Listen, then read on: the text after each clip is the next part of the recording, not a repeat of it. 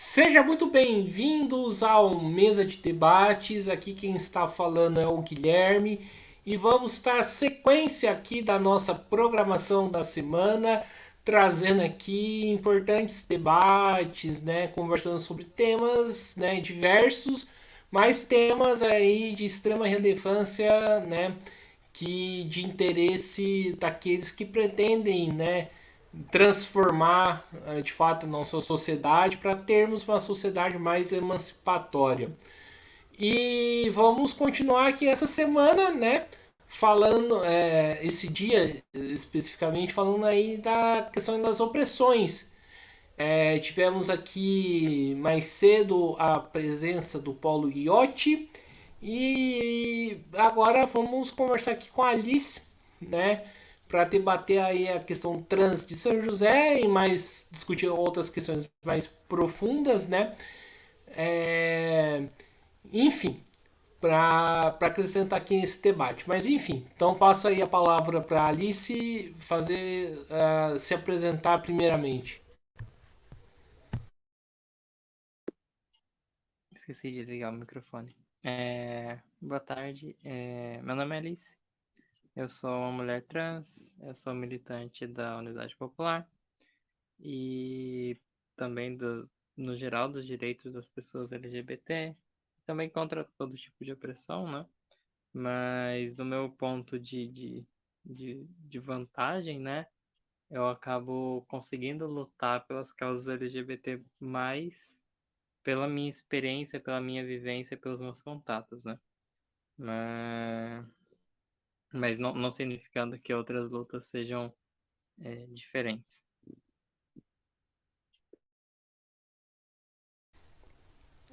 Maravilha, Alice. Então vamos começar aí com a primeira pergunta, né?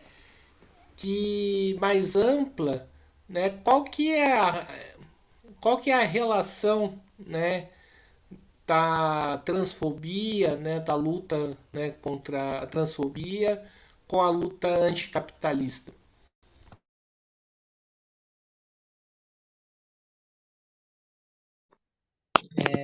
Então, é uma relação muito direta, não só da transfobia, mas assim como todos os outros modos de opressão, né? Uma luta anticapitalista no sentido que o sistema capitalista é um sistema construído por um grupo muito específico de pessoas. E para um grupo muito específico de pessoas, no sentido que a gente vamos falar da questão do Brasil, né? Muito antes de uma questão internacional, vamos falar da questão do Brasil.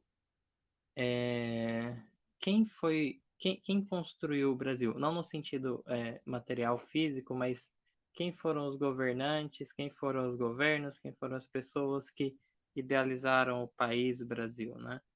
A gente observa, era povo descendente europeu que tinha as suas regras e costumes e, e, e maneiras de oprimir que trouxeram para cá, né? É, e por essa natureza, né? Eles têm muitas formas diferentes de oprimir o nosso povo, né? No sentido assim, todas essas formas de oprimir, elas vêm desse outro povo que veio para cá, colonizou a gente e prejudica a gente até hoje, né? Mas essas formas de opressão ainda beneficiam eles, né? É isso que eu quero chegar. No sentido que, quando a gente tem, por exemplo, uma pessoa LGBT, ela é discriminada no trabalho, é discriminada na família, é discriminada em todos esses campos. Essa é uma pessoa que, simplesmente pela sua existência nesse sistema, ela vai beneficiar a classe dominante, a classe capitalista, no sentido que ela vai precisar trabalhar mais, porque ela precisa de. é, Porque ela vai ter uma discriminação maior, ela vai receber um salário menor, porque essas são as formas legitimizadas de se oprimir dentro do sistema capitalista, né? No sentido, assim, a mesma coisa para as outras questões, as outras lutas. Por exemplo, a luta das mulheres, a luta antirracista no sentido que pessoas que estão dentro desses grupos oprimidos, elas é, a opressão delas beneficia a classe capitalista, beneficia eles, por quê? Pela natureza do trabalho, pela natureza da, da, da, da necessidade maior que essas pessoas passam, né? Você pega aqui, por exemplo, uma, não dizendo como regra, né? Mas muitas pessoas trans passam e tem o desejo de passar por uma transição médica, uma transição hormonal e tudo isso daí. Isso daí é um negócio caro, sabe? Tipo, tem aqui minha cartela de estradiol que eu preciso comprar mais de duas por mês. Desse mês eu não consegui comprar duas, então eu tô tendo que usar uma só porque eu não tenho dinheiro. E isso daí é um peso que é colocado sobre mim, mas quem que beneficia? Beneficia a classe dos grandes farmacêuticos, da indústria internacional. E quando você vai ver, é, tem uma amiga minha que ela é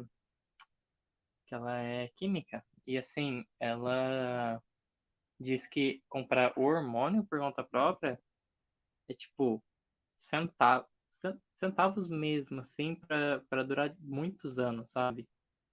E a única coisa que falta pra gente são os meios de produção. Então, quem beneficia com isso é a classe capitalista e quem é prejudicado somos nós, né? No sentido de não só de saúde, não só das pessoas trans, mas em todo esse campo, né? É, só a título de curiosidade, né? Qual que é o valor, o preço aí desses remédios que você toma, Alice? Ah, quer ver? Esse daqui é o Natifa, né? Esse aqui é o E2, o Estradiol. Eu pago, que depende muito, né? Do mês, depende muito do lugar. O mais barato que eu já paguei por ele foi R$ 50. E assim, foi muito estranho, porque, tipo, em média eu acabo pagando 65, 70 por cartela. Então, por mês, mais ou menos 140. Mas depende muito da pessoa, depende muito da dose que a pessoa precisa. Por exemplo, assim, tem pessoas que eu conheço que tomam ciproterona, né? Que é esse aqui.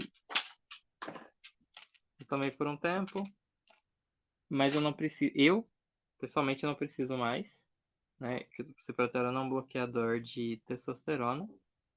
E, só que assim, ciproterona hoje é um absurdo de caro. E, tipo assim, vem o quê? 10 comprimidos, né? Isso daqui, quando eu comecei a tomar ciproterona, era tipo 50, R$ 60. Quando eu terminei, a última cartela que eu comprei tava 190. Rapidinho. É... Então, assim, depende muito da pessoa, depende muito do que a pessoa precisa, mas se você pega, por exemplo, dos homens trans que fazem a transição hormonal também, os que escolhem fazer, né? É, agora, hoje eu não tenho muita certeza dos valores, mas eu lembro do começo do ano ter um aumento, tipo, muito absurdo no valor da, dos hormônios que eles tomavam, que eles tomam até hoje, por, por nada. Tipo assim, a gente falou, não, a gente vai aumentar o preço, não mudou a fórmula, não mudou a indústria, só falaram, vamos aumentar o preço e foda-se.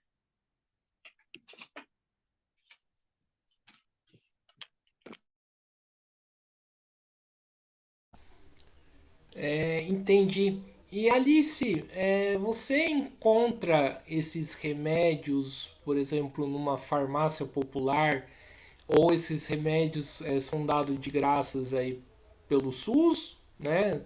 Ou você acha que deveria ser feito assim?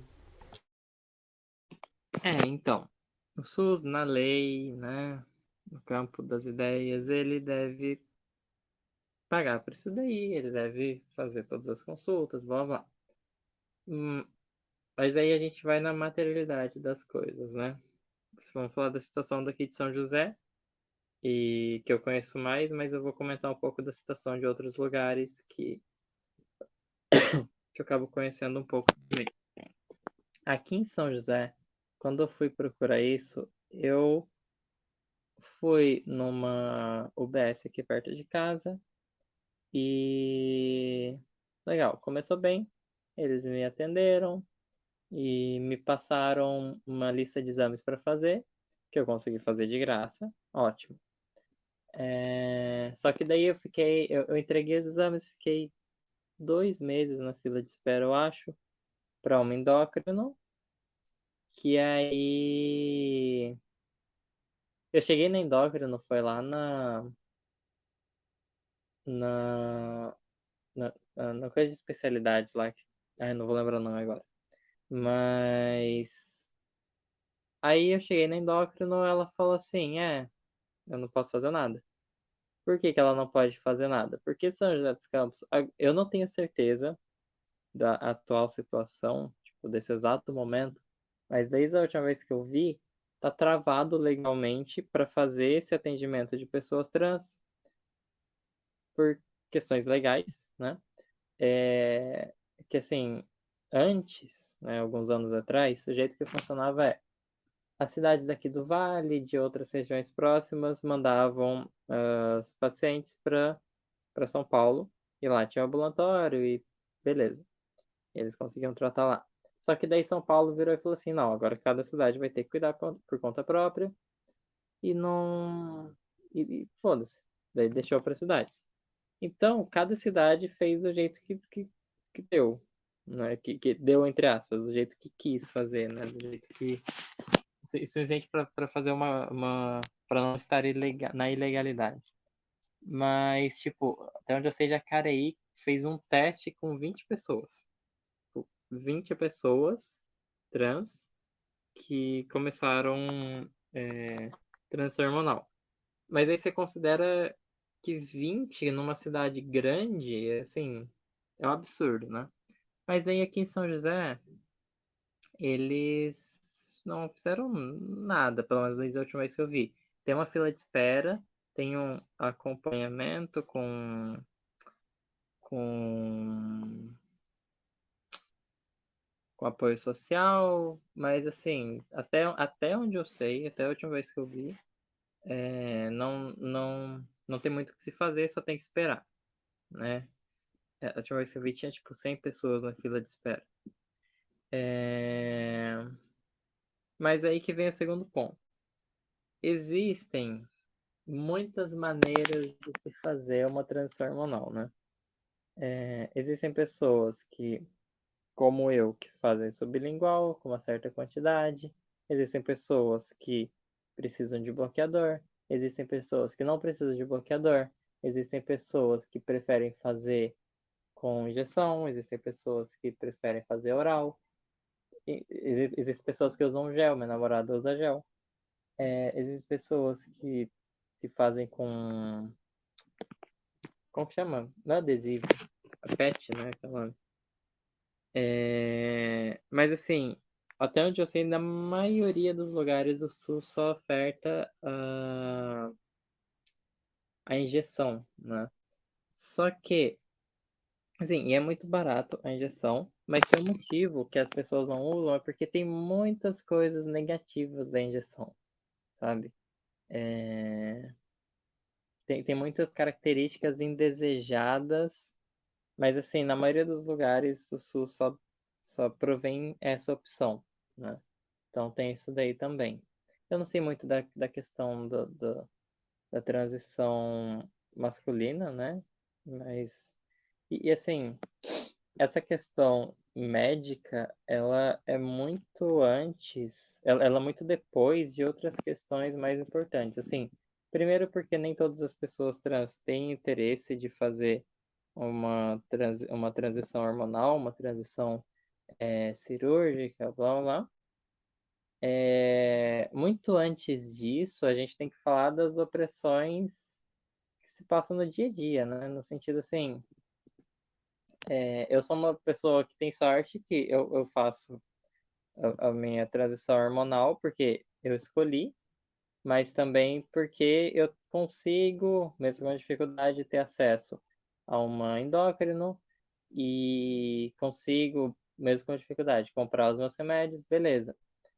É, Mas assim, a gente tem que falar das outras pessoas que não conseguem, né? Da grande massa de pessoas trans que não conseguem trabalho, que não conseguem apoio psicológico, que não conseguem apoio médico, né? Assim, a gente pode falar mais pra frente, mas se eu contasse a quantidade de pessoas trans que eu conheço, né, que estão numa situação assim de descaso mesmo, sabe? Descaso do governo, descaso da família, gente expulsa de casa, gente demitida do trabalho, gente que depressão assim, é até difícil de falar dessas pessoas, sabe? Tipo, é um absurdo.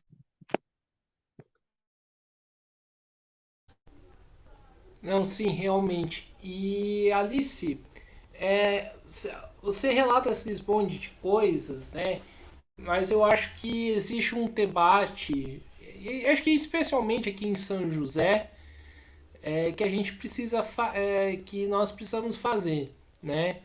Que é em relação à questão, né, de como que as empresas, né, se apropriam, né, dessa questão, né, que ao mesmo tempo o mesmo sistema, né, que exclui a população trans é o mesmo sistema que faz essa apropriação, essa propaganda toda. Como que você vê essa questão, Alice, né? Das empresas que são empresas capitalistas se apropriarem desse tema. Então, eu posso falar o nome? Fique à vontade. Tá. É, assim,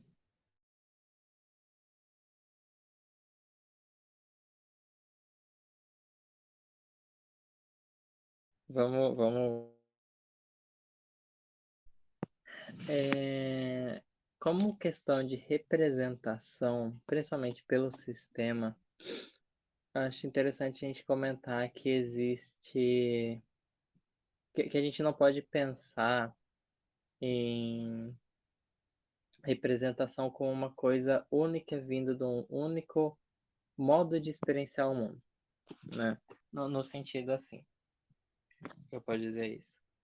É, Vamos lá. Digamos que tenha um programa de TV, vamos falar da Globo. Digamos que tem um programa da Globo que é uma novela, sei lá, e tem um personagem LGBT. Legal, ótimo. É, Mas assim, a gente tem que analisar em que perspectiva a gente tá vendo isso, né? No sentido assim,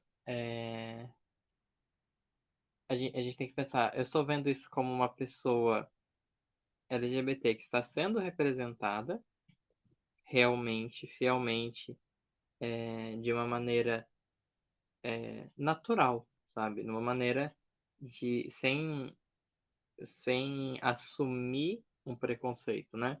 Ou eu estou observando isso como uma consumidora LGBT.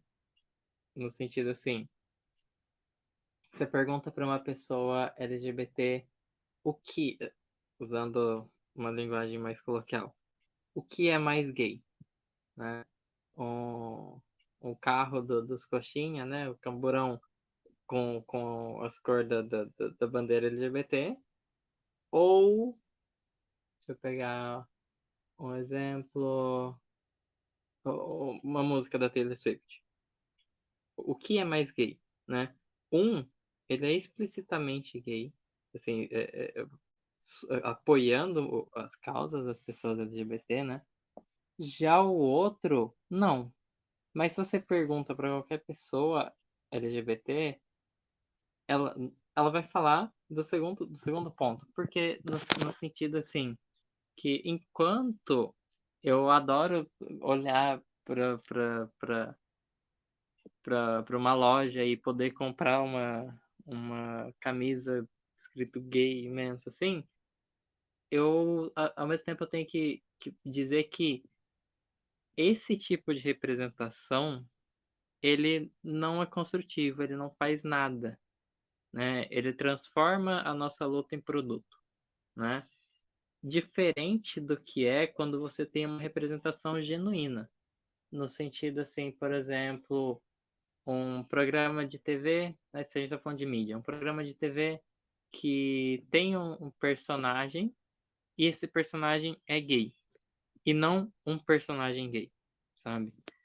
Então, assim, quando a gente fala de empresas e mídia e tudo isso daí se apropriando dessas questões, enquanto isso traz mais publicidade, né, traz mais olhos para a questão, a gente tem que levar em consideração que eles são nossos inimigos de classe e que eles não fazem isso porque eles realmente acreditam numa sociedade diferente, uma sociedade sem exploração. Mas eles usam dessas pautas, usam dessas lutas para conseguir o avanço deles, né? No sentido assim, quando a gente olha, por exemplo, para a parada LGBT desse ano lá de São Paulo, né? Pô, legal. A parada LGBT tem uma história muito foda. Tem um livro aqui que conta toda a história e, tipo assim, legal, ótimo. Mas a gente tem que levar em consideração que existe uma questão de luta de classes aí dentro, no sentido que, e até aqui em São José mesmo, no sentido que existem os que querem realmente desenvolver a luta, e existem os oportunistas dentro desse movimento, sabe?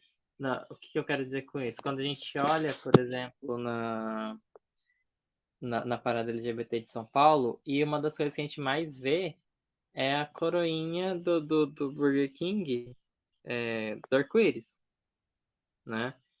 É uma empresa fazendo uma propaganda, defendendo as causas e blá blá.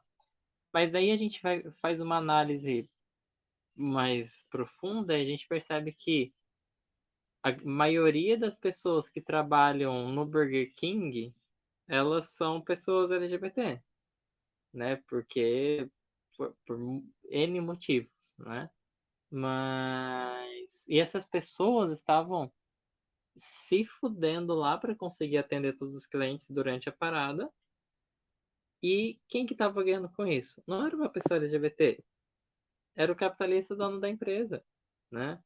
É, Então, assim, a gente vê muito disso, mas a gente vê muito pouco de um movimento real, né? E, assim, na minha análise, não existe movimento real que não seja um movimento. Não existe uma luta real que não seja luta socialista, que não seja uma luta que traz a questão de classe e enfrenta a questão de classe, né?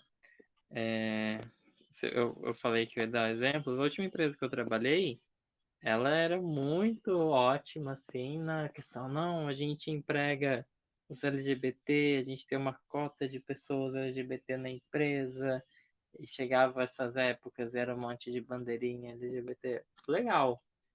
Mas daí a gente ia ver, a exploração era a mesma, se não pior, né? Tipo, é, você ser uma pessoa LGBT nesse espaço não significa que você vai ter alguma vantagem. Muito pelo contrário, você vai ser explorado mais. Você vai sua mais-valia vai ser roubada de uma maneira muito mais intensificada, né? Então, assim, enquanto é legal a gente olhar para o lado de fora, a gente vê, caramba, tem um personagem Ace na Globo. Caramba, tem uma bandeira LGBT nessa loja aqui, né? A gente não pode parar nessa análise primária. A gente tem que fazer uma análise maior de eles são nossos inimigos de classe e no piscar de olhos eles lutam diretamente contra a gente, né?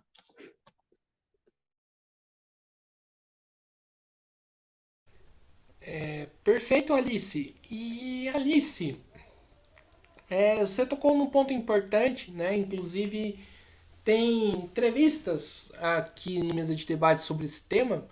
É certo falar que a parada LGBT perdeu aí o seu conteúdo político ou essa análise aí é um erro?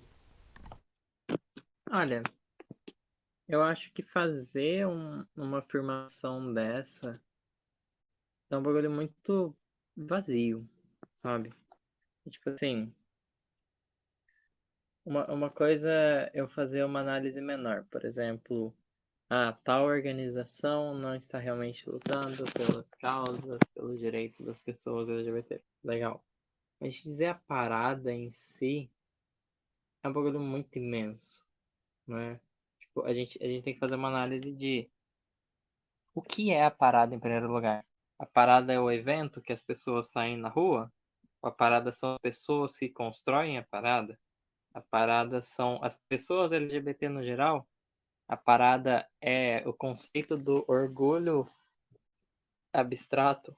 Qual análise a gente está fazendo para fazer uma questão dessa? Se a gente está falando da parada como evento apenas, em grande parte sim, né?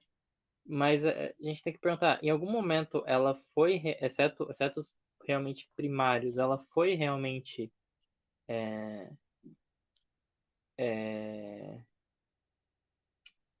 ela foi realmente um movimento de classe, um movimento que de luta pelos direitos mesmo, ou ela foi um movimento capitalista, um movimento dentro do sistema, né? No sentido assim, quando a gente olha, vamos pegar uma das vitórias, né, que a gente teve. Quando a gente olha, por exemplo, para a vitória do casamento homoafetivo. Ótimo. Ótimo de verdade. Eu realmente acredito que é uma vitória, sim, imensa para a população LGBT, para a classe trabalhadora no geral. Mas a gente tem que pensar, pô, a gente conseguiu isso. Mas isso daí ainda é dentro do sistema de o que é um casamento, sabe? Casamento não surge da cabeça de todas as pessoas. Ele não é algo teleológico, né? Ele não é algo que é natural para todos. A gente tem na instituição do casamento uma bagagem imensa, né? Uma bagagem de dominação, uma bagagem imperialista, uma bagagem colonialista, né? Então, assim, a gente não pode pensar na luta legalista, e não só na luta legalista, mas a luta legalizada como a única saída, né? Quando você me faz a pergunta de a parada perdeu o seu caráter, blá blá, blá, eu digo não, né? Enquanto existem muitos setores da parada que só se importam com dinheiro, só se importam com a questão legalista, eu não acredito que a gente dizer que a parada é a ação que acontece todos os anos num dia específico como válido de qualquer coisa, como valendo qualquer coisa, sabe? No sentido assim, você pega aqui em São José. Eu ia comentar de São José no último ponto, acabei esquecendo, mas a gente já chegou aqui, então tá ótimo. Pega aqui em São José. A gente está planejando ter uma parada esse ano, lá pro final do ano. Tá, ótimo, né? Está sendo organizado muito devagar, está esperando da boa vontade de empréstimo de banco, de empresa grande, de patrocínio, mas aí a gente vê e a gente pode fazer muitas análises a partir disso e assim, eu acredito que as pessoas que estão acreditando que essa parada vai rolar por boa vontade capitalista, que elas estão erradas, né? Que não está levando realmente a luta para lugar nenhum, mas ao mesmo tempo eu vejo isso como um campo fértil para desenvolver uma luta real, sabe? No sentido assim, aqui em São José é uma cidade muito difícil da gente penetrar isso por infinitos motivos, né? De conservadorismo, de um passado de muitos privilégios para certos setores da sociedade por questões do café, mas assim, é, a gente pode fazer uma análise que é um chão muito fértil, sabe? Tipo, você pega, por exemplo, eu, vou falar de mim. Eu não me sinto acomodada com essa parada, sabe? E ver que existe essa visão liberal de um movimento LGBT, essa visão capitalista de um movimento LGBT, me faz querer me esforçar mais para que não, que isso não continue, para que o movimento real de luta de classe, o movimento real da classe trabalhadora exista, que supersede esse movimento liberal, esse movimento capitalista, sabe? Então, assim, eu não acho que existe algo a ser perdido em continuar uma parada.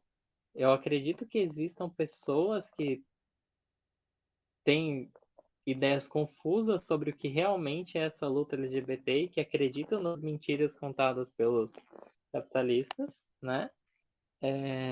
Mas eu não acho que a frase, a parada como instituição, a parada como movimento, a parada como data, perdeu.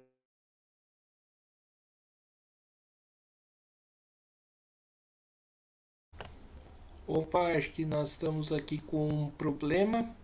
Opa, a Alice já voltou. Cortou alguma coisa que eu falei? É só o finalzinho. A questão é, eu não acho que a frase, a parada perdeu a a sua linha, perdeu a sua estrutura. Eu não acho que ela tenha qualquer significado concreto, mas eu acredito que a gente fazer uma análise mais complexa disso é algo muito positivo que leva muitas conquistas, né? Leva muito movimento e muita gente na rua procurando por algo que realmente faça uma diferença para a classe trabalhadora, para a população LGBT.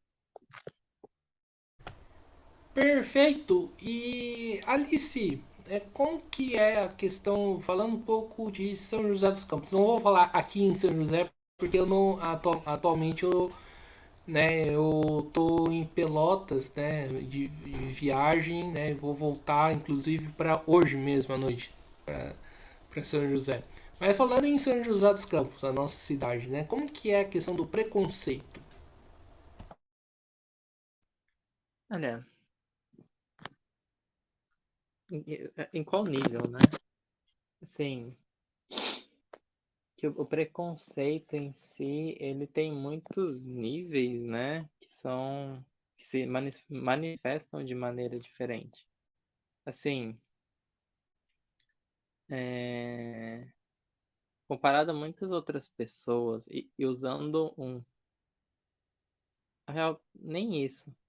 Pela minha natureza, assim, como pessoa, eu acabo tendo muitos privilégios comparado a outras pessoas LGBT que eu conheço, outras pessoas trans que eu conheço, sabe? Então, assim, eu acabo não experienciando muito desse preconceito mais direto, né? De uma pessoa falando na sua cara aquilo que a gente sabe que ninguém quer ouvir. Mas esse daí é o nível mais basal de preconceito, né? O preconceito ele se manifesta muito em outros aspectos, sabe? É o aspecto do. Se você vai pegar.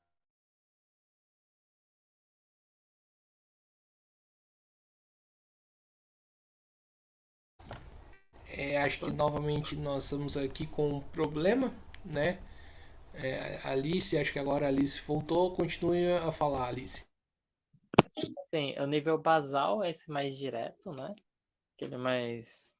Aquele de novela da Globo. Mas a gente tem que levar em conta os outros níveis, né? Por exemplo, da população trans, quando não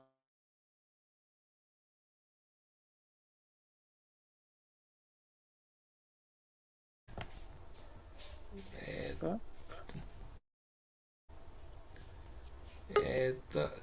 Tá aqui, deu uma travada, Eu agora já acho voltou. que esse é o vídeo que tá dando problema. Pode continuar aqui agora, acho que agora vai. Beleza. Quando não se usa um pronome correto, quando se existe a capacidade de acontecer um argumento sobre pronome neutro, quando a gente observa comentários de certas pessoas que são comentários que de princípio não são, não parecem ser homofóbicos, não parecem ser transfóbicos, mas eles são, né, homofóbicos e transfóbicos, e muitas vezes a pessoa não sabe disso, né?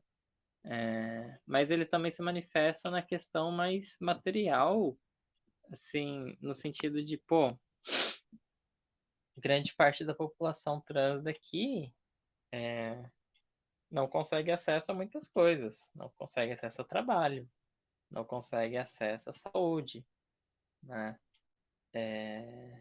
E a gente fala também das interseccionalidades nessa questão, sabe? Tipo, quando a gente vê que o Brasil é o país que mais mata pessoas LGBT. Legal. Mas a gente vai ver os dados e a maior parte dessas pessoas LGBT mortas são pessoas negras, sabe?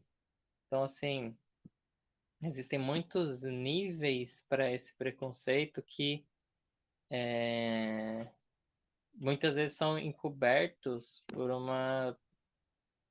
E assim, não dando a palavra de uma maneira pejorativa, mas por realmente uma ignorância, sabe? São frases e palavras que a pessoa acaba nunca ter parado para pensar, mas elas são realmente baseadas em preconceito, baseadas em LGBTfobia, né? Então, assim, acho que aqui em São José, como qualquer outra cidade, a gente tem muito disso, mas aqui, pelo menos na minha experiência direta, né? Eu não posso falar por outras pessoas, mas a gente acaba vendo menos do nível basal, né? Do literalmente xingamento e coisa assim.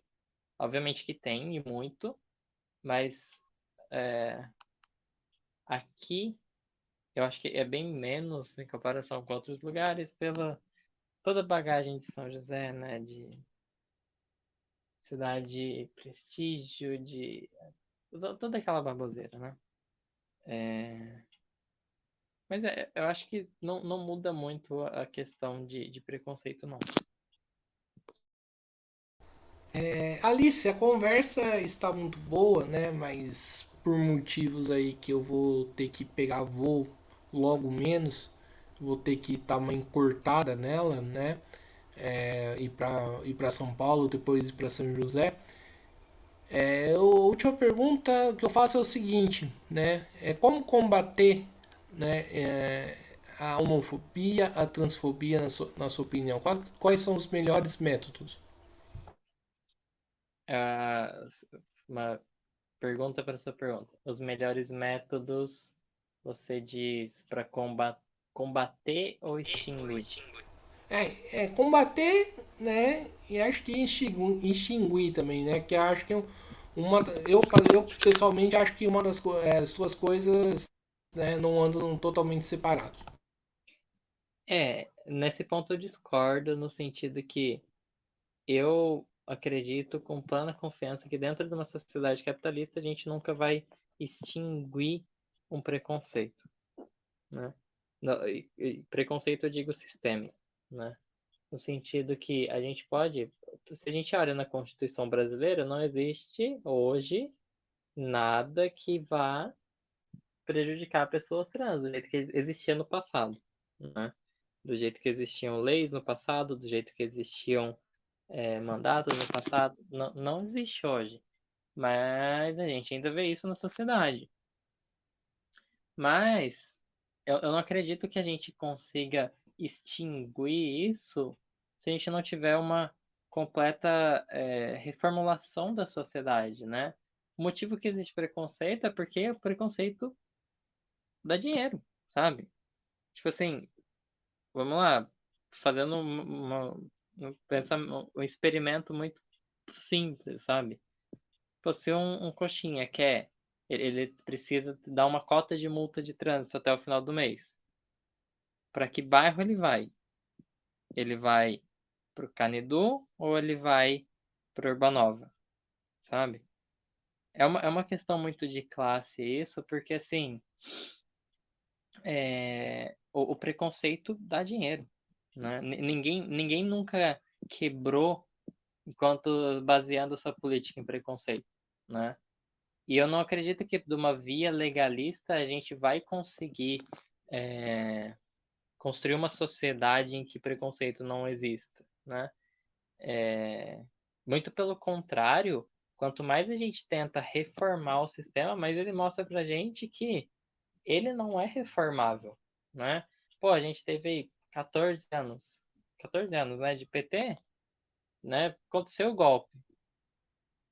Em sei lá quantos meses foi desfeito todas as vitórias do PT e e muito pior foi introduzidos novos preconceitos, novas questões que prejudicaram e aumentaram o preconceito, sabe?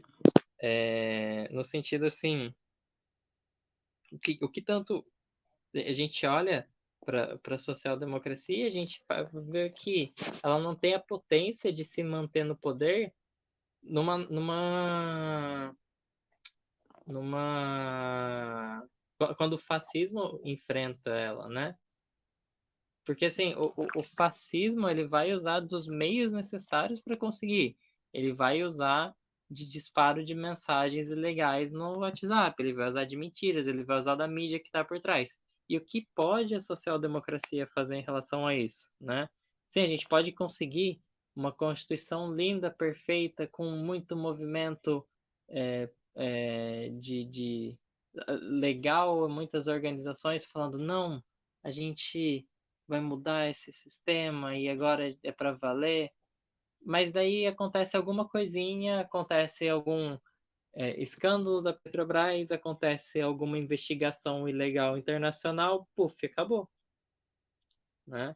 Então, assim, na minha análise, não existe reforma do sistema, não existe reformulação, não existe maneira de se combater um preconceito se não extinguir ele por meio de uma reformulação da sociedade por completo, por meio de uma revolução, né? Enquanto a gente ainda tiver um sistema que lucra em cima do nosso sofrimento, a gente não vai ter uma sociedade onde não existe esse sofrimento, né? Enquanto a gente tiver um, um país construído por pessoas brancas, cis, héteros, de classe alta, né, capitalistas, a gente não vai ter um governo do povo. A gente não vai ter uma sociedade que olha para o povo de verdade, né? Porque eles têm o poder de controlar a mídia, eles têm o poder de, de, de, de invadir o Congresso, né? Porque eles têm dinheiro, né? Então, assim, eu não vejo combater a transfobia, a homofobia, a LGBTfobia como algo existente, senão a luta por uma sociedade diferente, uma luta direta, né? No sentido, a gente não vai conseguir reformular uma sociedade à base de lei, porque do mesmo jeito que essas leis vêm, elas vão, né? Então, essa é a minha análise, né? A gente precisa do povo na rua, a gente precisa de uma revolução realmente para conseguir uma sociedade que realmente combate esse tipo de coisa, né? Combate esse tipo de exploração, esse tipo de preconceito.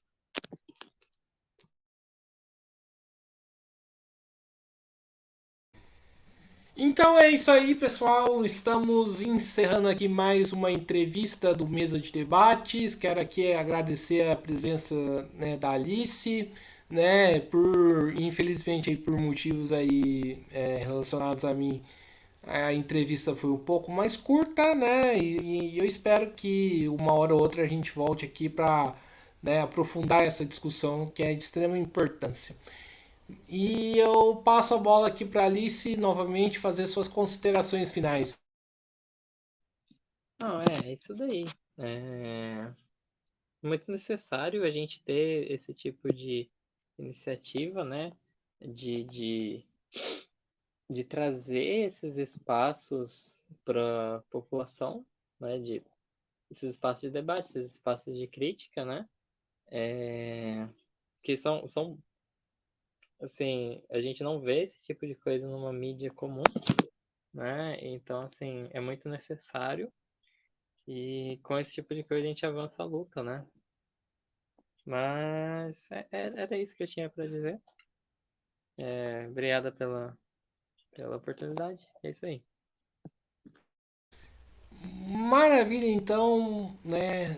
Mais uma vez aqui agradecendo a Alice, agradecendo também a você que estiver nos assistindo. Não se esqueça aí de se inscrever no canal podcast Mesa de Debates de Tudo Um Pouco. Acompanhe o nosso trabalho, curta, compartilhe, comente os nossos vídeos, segue a gente no Facebook, TikTok, Instagram. E quem puder, colabore aqui com o nosso Pix 385 007 CPF e também no nosso Padrim www.padrim.com.br podcast mesa de debates. Então é isso aí, pessoal. Eu encerro por aqui por hoje. Forte abraço e fui que daqui a pouco eu tenho que pegar avião. Então até mais.